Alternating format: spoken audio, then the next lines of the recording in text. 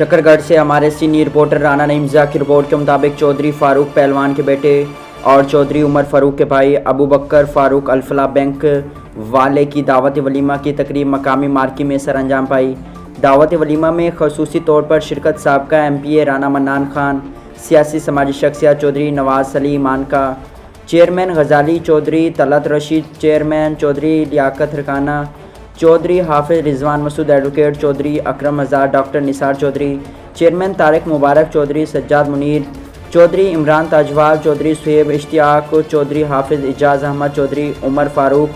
इनामुल्लाह खान डेरा अफगाना, हाजी जावेद नज़ीर चौधरी, एतजाज़ रशीद चौधरी, आबिद लियाकत चौधरी, शहजाद हकीम advocate Chaudhary, Bilawal बशारत चौधरी, ज़ियाउल हक और सियासी समाजी वकला बार और अजीज़ व अकारिब ने कसीर तादाद में शिरकत की। दावत वलीमा में मेहमानों के लिए पुरतकल्लुफ़ खाने का भी एहतमाम किया गया। आखिर में चौधरी फारूक पहलवान और चौधरी उमर फारूक ने आने वाले तमाम मुअज़्ज़िज़ मेहमानों का शुक्रिया अदा किया।